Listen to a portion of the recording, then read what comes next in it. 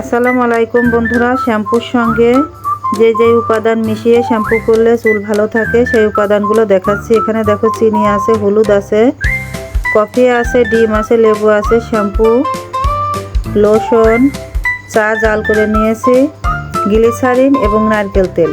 এই সমস্ত উপাদান শ্যাম্পুর সঙ্গে মিশিয়ে আমি একটা রেমেডি তৈরি করব। সেটা গোসল করার ঠিক 10 মিনিট আগে মাথায় রেখে দিয়ে পরে চুলটা ধুয়ে নিলেই চুলটা অনেক সুন্দর, শাইনি এবং সিল্কি হবে। তো দেখো আমি উপাদানগুলো একে একে মিশিয়ে নিচ্ছি। এটা কিন্তু লোশন দিয়ে দিলাম, লেবু দিয়ে দিয়েছি, গ্লিসারিন দিয়ে দিয়েছি এবং কফি পাউডার দিয়েছি, ডিম দিচ্ছি। দেখো আস্ত একটা ডিমই এখানে ব্যবহার করব। হলুদ, চিনিটাও দেখো এখানে ব্যবহার করছি। শ্যাম্পু যে কোনো ব্র্যান্ডের শ্যাম্পু নিলেই হবে। দেখো এখানে আমি প্যারাশুট শ্যাম্পু নিচ্ছি 3টা।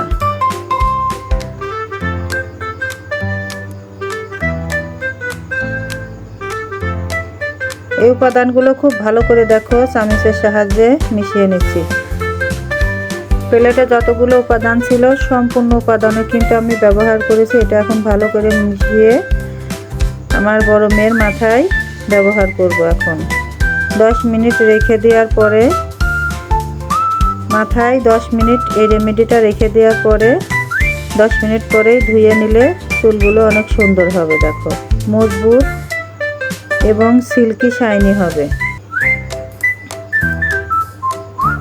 চুল পড়ে যাওয়ার হাত থেকে রক্ষা করবে এই রেমেডিটা।